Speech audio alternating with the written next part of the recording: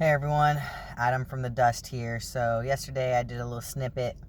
Wanted to make a second video of the topic I was talking about yesterday about letting go of expectations, because expectations is still a form of control subconsciously that we root in our heads. So I was saying, as an example, I had all these expectations. You know how some people say, like, I don't even know what to expect, so I have no expectations. Everyone is going to have a little expectation in the back of their head, the subconscious, right? Whether you like it or not. It is a human instinct. When we think of a goal, we automatically, as humans, want to attach some type of symbol to it. And sometimes those symbols are the records that we play in our head of how we expect how it's going to turn out in one way or the other. And I'm starting to see expectations as almost romanticizing of how I want my outcome to be. Now, I see the overall outcome of what I want the overall manifestation to be. But when you start getting kind of lost in the hows, how is it going to happen? How is it going to manifest? You know, it's human nature for us to try to connect the dots, so to speak.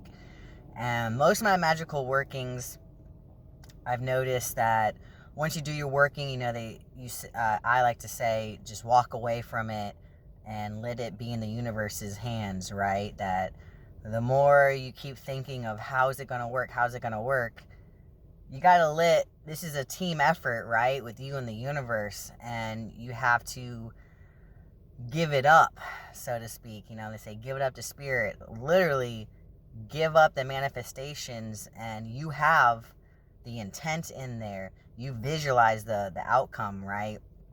But you have to let it go. How can you hold on to something, hold on to energy, and expect that energy to manifest and grow into what you want it to eventually be? So, just an example of how I put of this coven, you know, that I wanted to be a part of, and this is all new to me, right? I'm from a southern boy.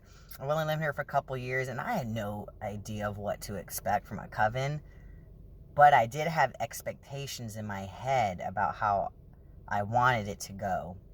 Now, the overall goal and manifestation that I wanted to get out of it, which is finding my tribe, right? Just belonging somewhere, you know, with a group of people that just get me, you know, a breath of fresh air from the mundane world, where I don't have to say, I know this sounds crazy, but every time I start a sentence, you know. But I had these expectations subconsciously of, oh, I have to prove myself. I have to be an equal in terms of, you know, I was just in awe of these other witches and magicians or practitioners, and just, you know, seeing that the experience that they have and the strengths, you know, that they knew their strengths and their magical workings and how they could bring it to the table. And I just had all these expectations in my head of having to prove myself, you know, that I am one of them and that I can, you know, bring something to the table.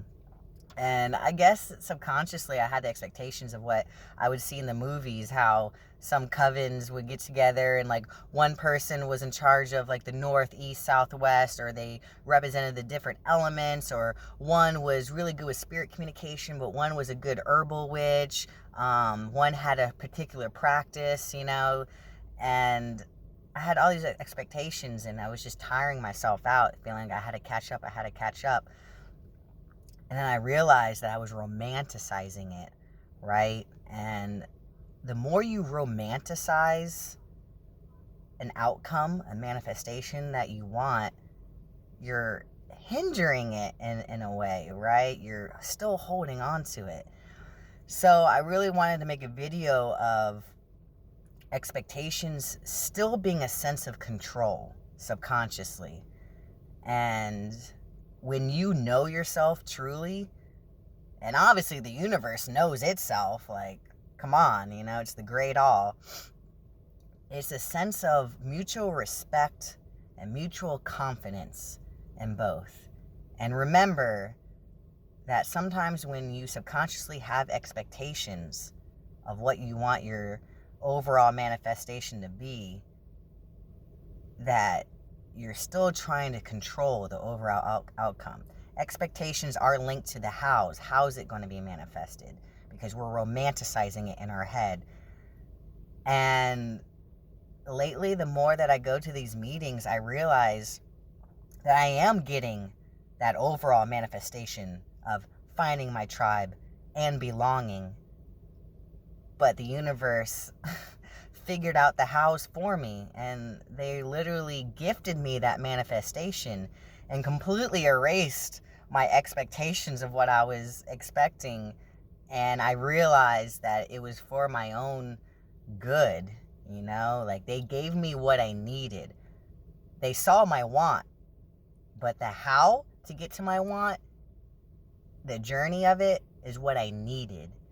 And it is the most freeing feeling, because no, I didn't have to prove myself as a witch or a magician and having to catch up with these others.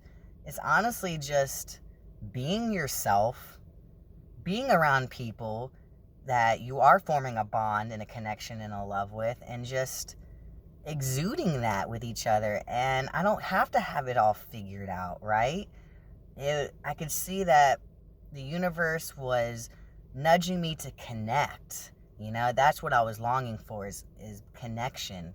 And I didn't have to worry about all the semantics of the overanalyzing of me romanticizing the situation. So it's good to have an overall view of what you want your manifestation to be. But sometimes you just gotta throw away the expectations, because expectations is a form of control, and that's linked to how it's gonna happen, and that we need to have a little bit more faith in the universe. They let the expectations be up to them, and you will be amazed at what you will find. I hope everyone has a great day. Hope someone, if this could help just one soul, if anything, my soul, because like I said, this is a documentation of my personal journey. I hope y'all have a great, blessed day. Peace out.